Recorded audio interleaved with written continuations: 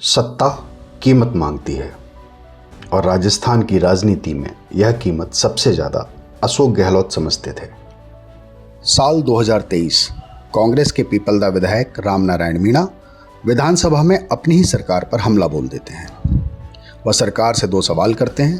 पहला सवाल यह कि आखिर वह कौन सा कानून है जिसके जरिए पब्लिक के पैसे से प्राइवेट यूनिवर्सिटी की स्थापना की जा सकती है, और यदि पब्लिक के पैसे से प्राइवेट संस्थान की स्थापना की गई है तो क्या छात्रों को मुफ्त में शिक्षा दी जाएगी।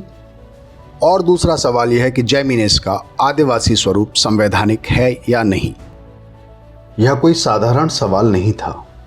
यह सवाल उस मंत्री और उसके खास अफसर पर सीधा वार था जो खुद को गहलोत सरकार की रीढ़ मानते थे।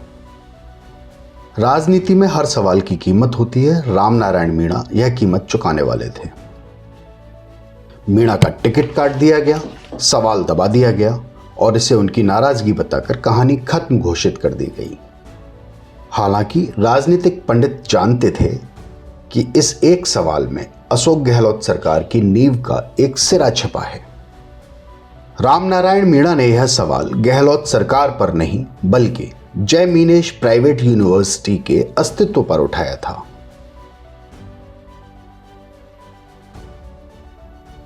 क्या इस यूनिवर्सिटी को आदिवासी संस्थान का विशेष दर्जा मिला है?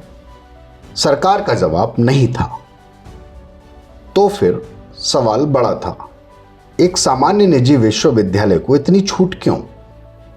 सरकार ने जवाब दिया, Rajasthan private university establishment act rule number 9। लेकिन यह नियम ही खेल की शुरुआत था।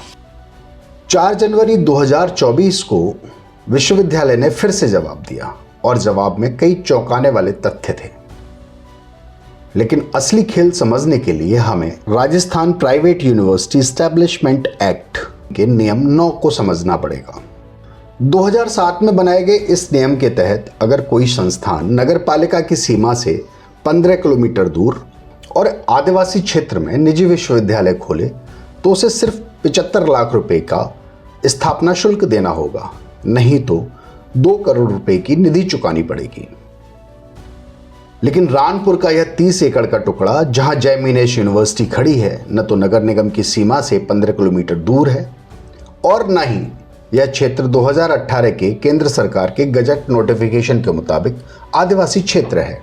यह विशुद्ध रूप से एक व्यावसायिक औद्योगिक क्षेत्र है, साफ और सीधा। इसका आदिवासी दर्जे से कोई संबंध नहीं।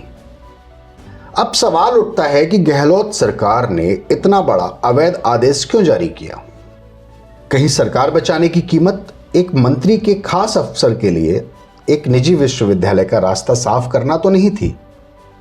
राजस्थान निजी विश्वविद्यालय स्थापना अधिनियम के नियम 9 की गलत व्याख्या और स्वघोषित आदिवासी दर्जे के आधार पर जैमिनेस प्रबंधन ने झूठा प्रचार किया कि यह दुनिया का निजी क्षेत्र का पहला आदिवासी विश्वविद्यालय है। इस झूठ का असर जबरदस्त था। इस नाम पर देश भर में लोगों ने दान देना शुरू कर दिया।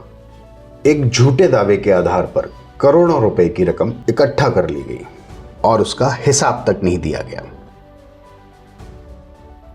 वहीं दूसरी ओर रामनारायण मीणा की लड़ाई अब भी जारी थी। वह सरकार से आदिवासियों को मुफ्त शिक्षा देने की मांग कर रहे थे।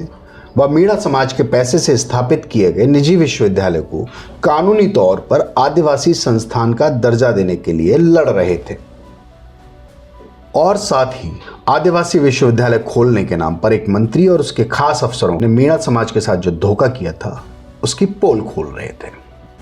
एक विधायक ने सिर्फ एक सवाल पूछा था और उसे टिकट खोना पड़ा, लेकिन उसी सवाल से उजागर हुई एक सरकार, एक कमेटी और एक विश्वविद्यालय की धोखाधड़ी।